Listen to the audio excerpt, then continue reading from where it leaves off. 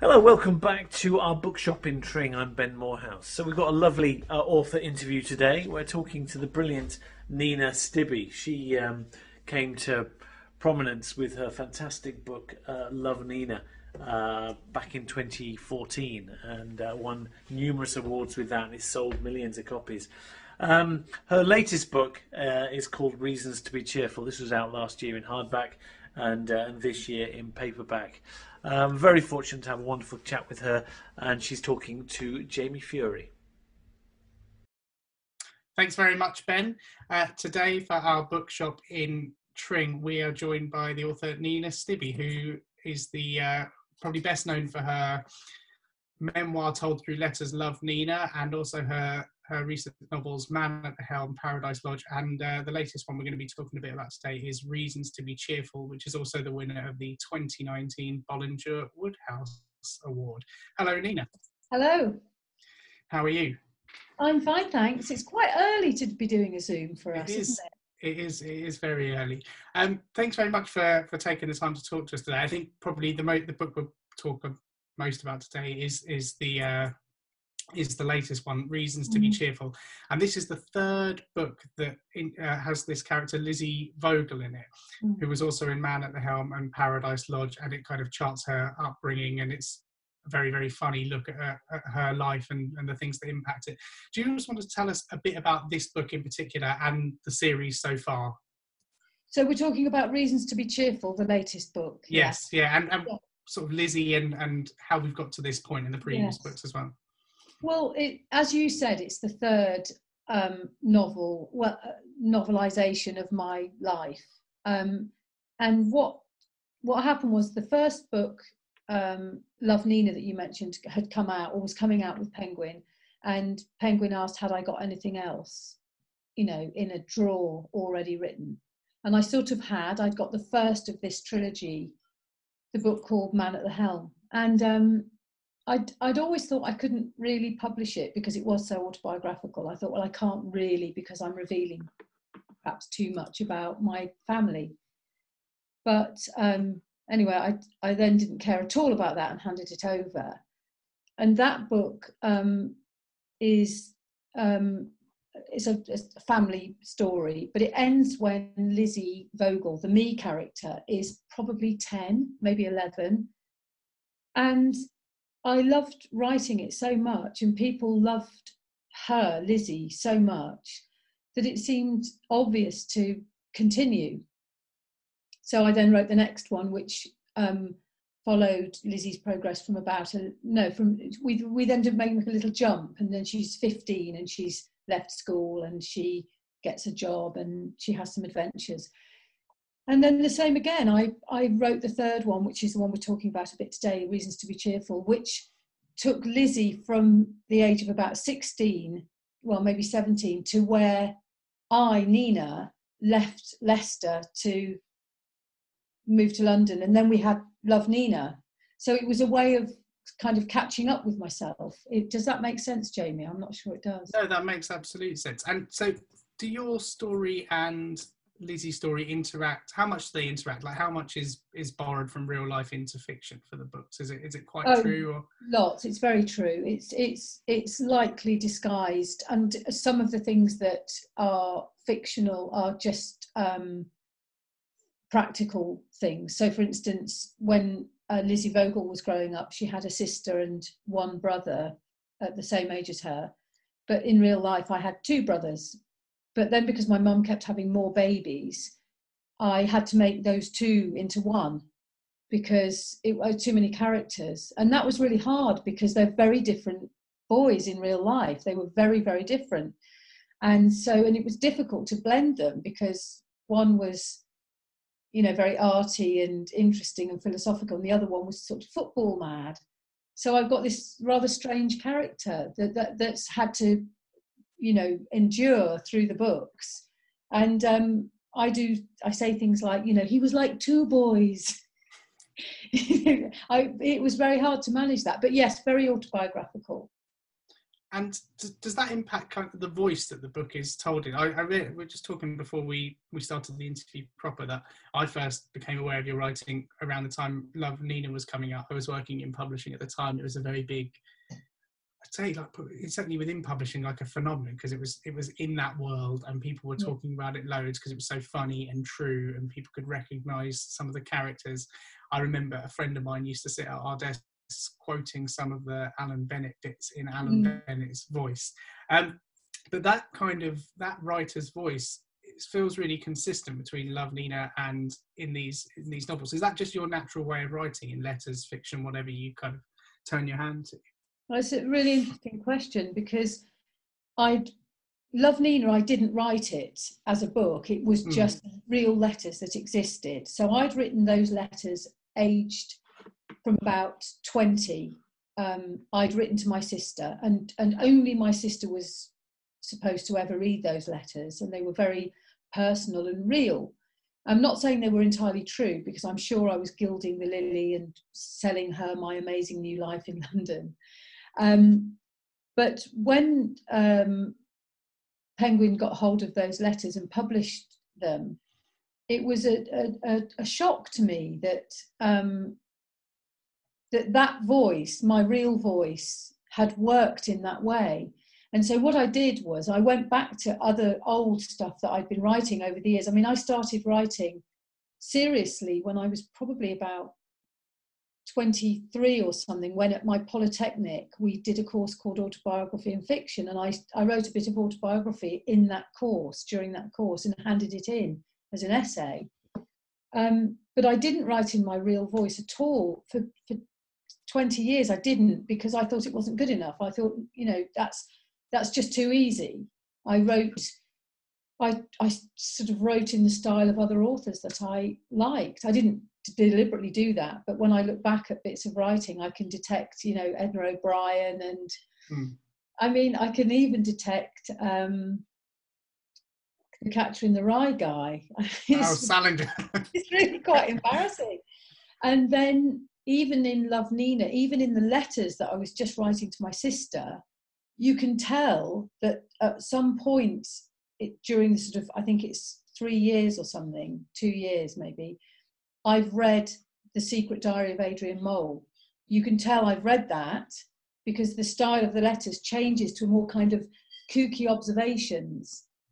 And so I think, I tried really hard to write in a literary voice, and Love Nina came out in 2014, whenever it was. And I then went back to all my old writings and I changed them back into my own voice, which was a fascinating thing to do.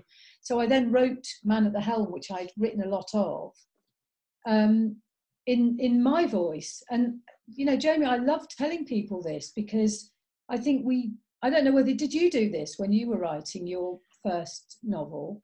I went through all sorts of different phases. I recently changed my computer, so I had to move some files over, and I found all this old rubbish that I'd written years ago that's sort of like in the virtual bottom drawer of the desk and will never see the light of day. And I looked at stuff in there and I was like, I mean, who did I think I was trying to write? And then it takes you a while to think, oh, actually I'm not Evelyn Waugh, and neither am I Edward St Aubyn. I'm me, and I should probably just stick to that. Yes.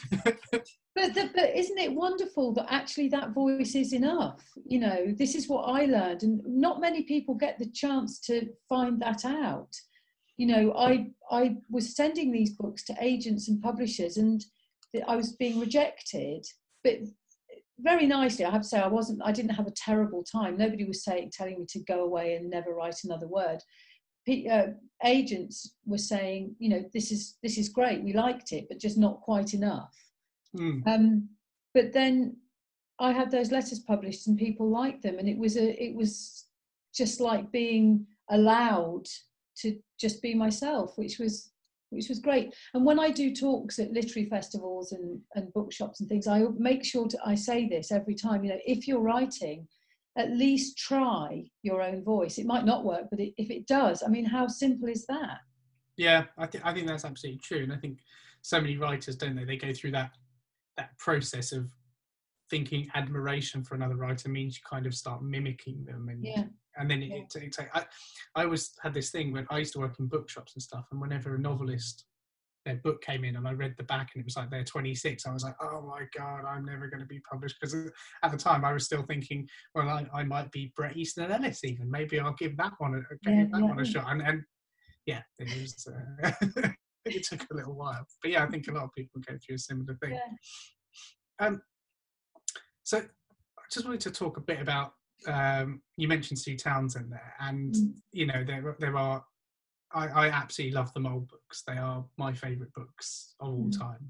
Adrian Mole is like I have this simultaneous thing where I'm terrified of becoming him, but I also love him very, very dearly as a character. And there's echoes of that in here. My wife, when she's read your books, saw shades of like Mitford in there, in the way things are discussed, and the humour in there. Who are the other writers you admire? Who influences your fiction, apart from, you mentioned Sue Townsend? Is there anyone else? Just talking about Sue Townsend a moment. I read the first Mole book when I was probably in the middle of the Love Nina letters, so I must have been 21 or something, I don't know, 21, something like that. And it hit me really hard, actually, in a good way, because the thing about Adrian Mole is he's not posh or glamorously poor or working class particularly. He's not remarkable in any way. I mean, he's even from Leicester, like me. And his little worries were so sort of ordinary and domestic that Sue Townsend, I think, made a lot of people feel their story was worth telling. I mean, I know they're comedy books and they're meant to be funny, and they're very funny, but they are also incredibly sad. I mean, she was writing about poverty and, you know, unemployment and alcoholism and divorce, and Adrian was having all sorts of problems. So it was wonderful to encounter that boy at that time for me, and it really encouraged me. So Sue Townsend, and she is a genius, there's no question. Other influences, I mean, at the moment I'm influenced, whoever I read does something to me, whether it's in the rhythms. I mean, I read P.G. Wodehouse from time to time because I love him, and I see his rhythms coming into my writing for a few days. So it's not just about style, it's about more than that for me. So for instance, at the moment, have you read Ducks Newburyport? No, I've heard a lot about it, but it's a very big book, and I'm sort of intimidated by it. Well, don't worry, you don't have to finish it if you don't like it, but it's magnificent. Okay. It really is. And I read it quite recently, and I got my mum to read it, and I read it again so that we could talk about it on the phone, because she's in lockdown. She's in Leicester, they're still in lockdown. And she was sort of gloomy and fed up, and, you know, she's 81 but very sprightly, and she suddenly couldn't go out anymore. So every day we talked about this book, and of course, because it's 1,000 pages long, it went on for a long time. So not only did I read it, I then read it again, and then I talked about it every day. And if Lucy Ellman sues me next year when my next book comes out, I won't blame her, because I can feel her possessing me. And it does happen, so I'm going to have to be very, very careful. Another influence is, again, I don't want him to be an influence, but David Sedaris. Do you like David Sedaris? Yeah, I do. I actually listen to, when I listen to his stuff instead of reading it. Same. Yeah, I like, and you get the real rhythms of his. It sounds ridiculous, but you get the rhythms of his writing when you hear him read it out. Yeah, it's very true. And I think he writes to perform, doesn't he? And he, you know, and we must learn this, because a lot of times, I don't know whether you do this, but when I have to read out my own work, I have to edit it to read. And I think, God, it must be awful if I'm having to actually edit before I read. But his is perfect for the performance, don't you think? Yeah, it is. It does sound like as he finishes a draft, he reads it aloud, and that's why it works. I first came across him from the This American Life podcast. That's when I first started hearing his stuff. And I've interviewed him on stage. Oh, really? Yeah, last year. It was amazing. He asked for Alan Bennett, I think. and then they couldn't. Alan Bennett didn't want to go and do it. It was at the British Library, and I think they just thought, Alan Bennett. Oh, who else is there? Nina Stibbe. So I did it, and he's utterly divine. He's actually exactly as he is. He's completely weird and wonderful. And then he sent me a postcard afterwards. Ah, lovely. So I can't believe it. Yeah. So Very yeah, nice. he's fab. You mentioned Wodehouse there, and Yeah. so one of the big characters in this book is the dentist, J.P. Wintergreen, who sort of reminded me slightly of a Wodehouse character in some ways, in that he is kind of grotesque and boorish and a real piece of work, but also compelling to read. How was it writing him? Did you really enjoy writing this sort of this strange? Yes, I loved writing him. I mean, he comes from life. I was a dental nurse and I did work for a dentist.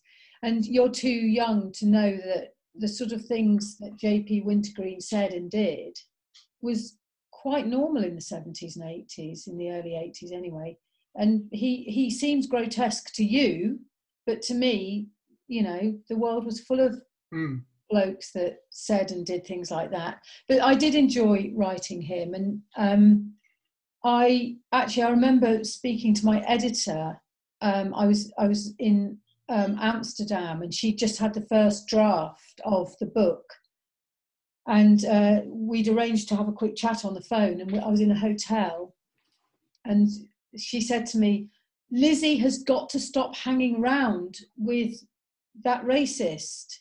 You know, nobody. You can't have her hanging around with him. If you're going to have him so awful, people aren't going to. And I said, well, yeah, I guess I see what you mean. And we carried on chatting, and I went and sat down with my companions in this hotel, in this restaurant, in this hotel, and they said, "Oh, how did it go?" And I said, I didn't realise. I said out quite loudly. I said, "Oh, Mary says I've got to stop hanging around with that racist." And everyone sort of looked, and I thought, why are they looking? What I'm just.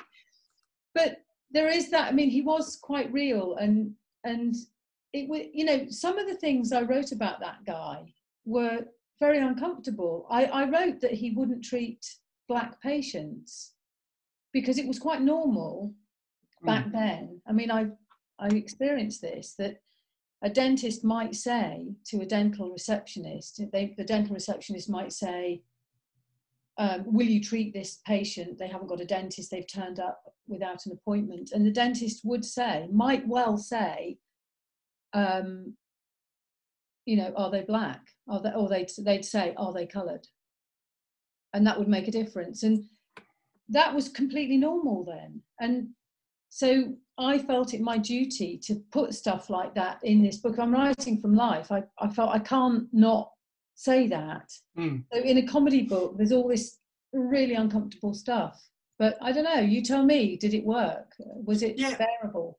I think I noticed this in all of the books, because in Man at the Helm and Paradise Lodge, you had the nursing home environment as well, which was kind of a sketchy environment that wasn't quite right and stuff like that. And because Lizzie is kind of the moral heart of these books, these things happen around her, and it's the world she's navigating. So if it's true to the world, and these people come across how they're meant to, boorish and awful, or terrible people that you're kind of glad not to have to associate with, but nonetheless, kind of like they work in the story, don't they? That's how they're there for a purpose. So. Yeah. But I'm now writing about now I'm writing a contemporary novel, and that's really strange for me, because I have written, you know, contemporary stuff before, but I've never written to the level of sending a draft to my publisher. And that's really weird, because you don't have to do any research. You think, was that invented then? You know, had we already done that then? You know, it's amazing when you get back your page proofs when you've written a period or a near period piece, all the things you get wrong. I mean, things that you'd never imagine, like I had in Man at the Helm that somebody, a bird watcher, had sighted a little egret over the canal in Leicestershire. And the copy editor came back and said there were no little egrets that far north that in the 70s. And there are now.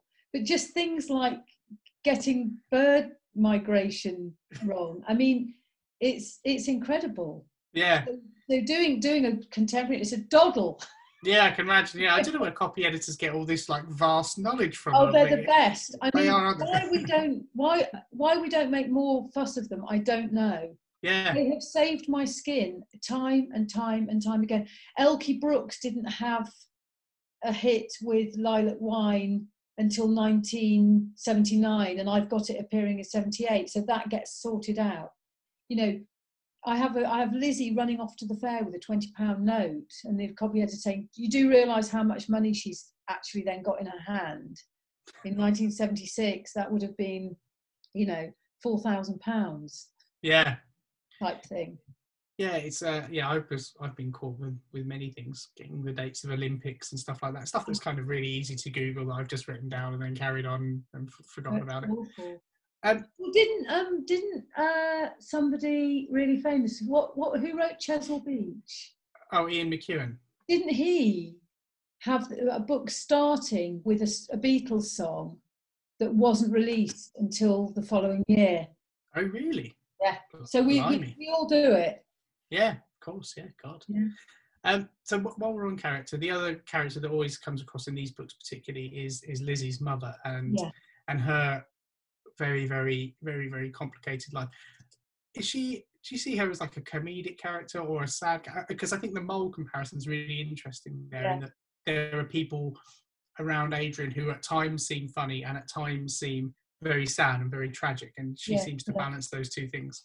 Yeah, she does. I mean, I was just talking about her this morning to my son's friend and saying, you know, how if we'd lived in a big city, she wouldn't have had such a tough time. I think we made a big mistake moving to a tiny village.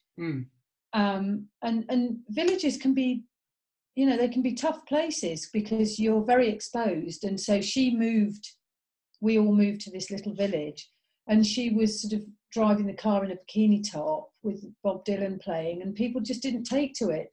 And so she didn't make friends very easily. And then that sort of caused a bit of a downward spiral for her. And lots of things. I mean, she was a bit of a menace, there's no question. And she was a bit of a shagger, and that didn't do her any favours. But I think if she'd been a bloke, she'd have got away with it, and that's always a bit galling. And we really loved her, and she might not have been very good at, putting. She was quite like Adrian Mole's mother. I mean, she was reading Germaine Greer and taking us to see Hamlet, but we might skip a meal or two. It was that kind of thing. But she'd then get us some Maltesers. So I think that really comes across, particularly I think in the first book of the series, Man at the Helm, where it's that kind of. Go on, sorry. No, you carry on. Well, I think, when I'm interviewed, particularly by people of my own age, I'm 58, and I was born in the 60s and lived through the 60s and 70s as a child and young person. There were quite a lot of mums out there doing this stuff, and the one thing that comes out of that rather unorthodox sort of chaotic childhood is that I don't ever feel I owe my mum anything in that kind of rather controlling way. I never think, oh, she's going to be so disappointed, or I've got to do this, I've got to achieve that. It's made us friends in a really nice way. I haven't explained that very well, but she is a great person, and she surrounded us with music and books and culture. And we were scrabbling around for food a bit, but actually it's done me no end of good, having all these cultural references. And she's very clever and educated, so if I need to know something, I'll ring her and say, what's that word that means that, or who was Jacqueline de Prey again? And she's great, and she still is. you just mentioned cultural references there, and I think, you know, that is one of the things that always comes across in these books is really perceptive everyday details, whether it's period or stuff that seems kind of timeless. How do you write that kind of level of particularly period detail without ever slipping into nostalgia? And it's very kind of true just on the page. Well, you're very conscious I think sometimes when I look back at books, I think, oh, that is a little bit Ford Cortina on every page. Occasionally, I think I have slipped into it. There's a couple of things that I think, oh, I wish I hadn't included that particular detail. There's a bit where I think in this latest book where I say, and she turned up to the party with a box of matchmakers, and it's like, oh, really? Come on. But I have got an extraordinary memory. So I think, apart from the odd time when I slip a Ford Cortina or a box of matchmakers in, I think because the memories are genuine, authentic memories, they're sometimes just once removed. I don't include the obvious things.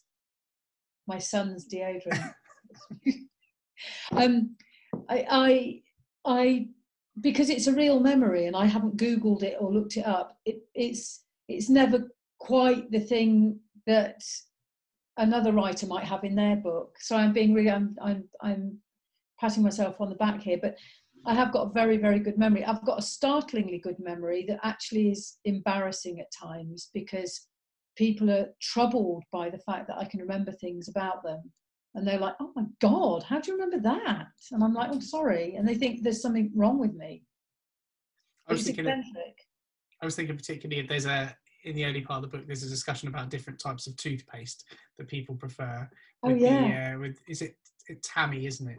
Tammy and Lizzie have this comment. And I was thinking that it didn't ever feel like it was that kind of harking back to an old you see, people wouldn't remember those toothpastes, Jamie. There's no way. They'd say, oh, SR and Signal, but no one remembers Crest or Close Up or Punch and Judy, and they're all real toothpastes. So yeah, that's the thing, isn't it? I think that's where I remember all the dog foods, I remember everything that was on television, I remember all the adverts, but I don't remember the obvious ones. I remember the slightly less obvious ones, and that's, I think, why it works.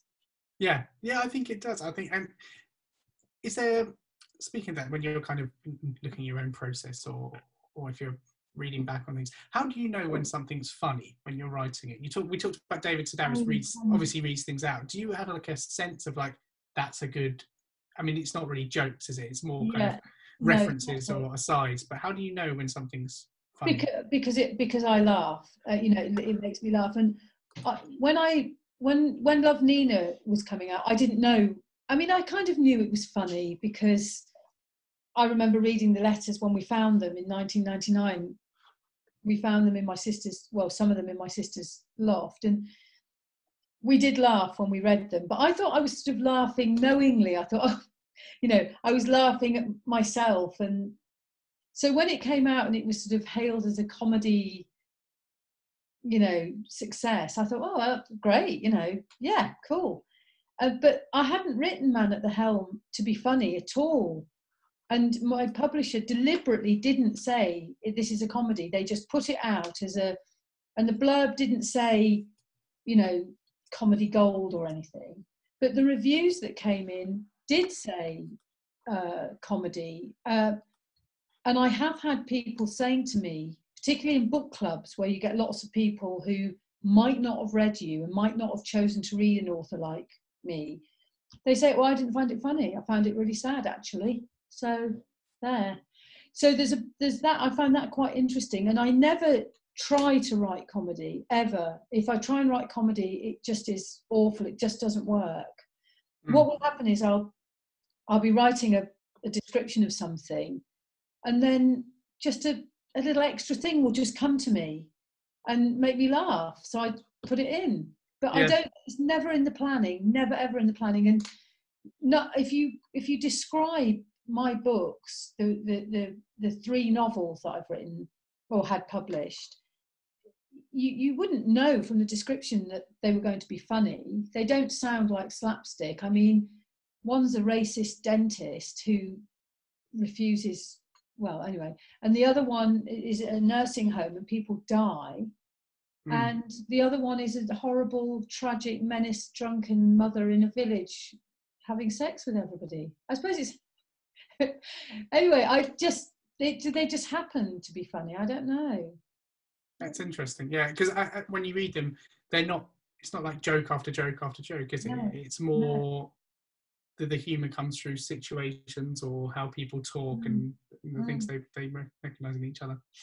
But it's interesting because there are lots of serious books, serious books like Milkman, Anna Burns and other books that are very literary. I find very funny. I can write humour somehow, but I can also find it in books that aren't categorised as funny books. So it's funny. Humour's an interesting thing. Yeah. Maybe that's what it is. It's the recognition of it elsewhere that knows it to come out. That's great. Just before we let you go, you mentioned another novel. What's up next? Is this series going to continue, or is this the end of this? Well, the Reasons to Be Cheerful is the third of the trilogy. I mean, I think I possibly will return to this family because it is my family and it's still happening. And why wouldn't I? People do seem to like this family. They particularly like my mother, the mother. But the book I'm working on now and have to hand over a first draft in September is a contemporary novel, and it's not autobiographical. And it's a sort of a campus novel. And I've never worked in a university, so it's not about me. But it's a sort of about now. And yeah, I'm really enjoying it. And so I guess it'll come out sometime next year. And yeah, I've got to go and write it now, Jamie. Excellent. Well, on that note, we'll let you go and say thanks very much, Nina. Reasons to be That's right.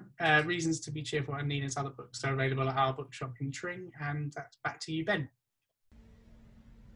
Massive thanks to Nina and to Jamie for that wonderful interview. I'm so grateful for how supportive her and many other authors are being to many of the independent bookshops around at the moment. So Reasons to Be Cheerful is available in Our Bookshop. Give us a call on 01442 827 653. We're also, dare I say, going to make it our book of the month for August. And Nina has offered to join us for our book club Zoom at the end of the month. So what a treat that's going to be. And any other purchase blurb is available in the text below the video. Do give us a call and also look out for any future author interviews. We've got loads to come. So watch this space.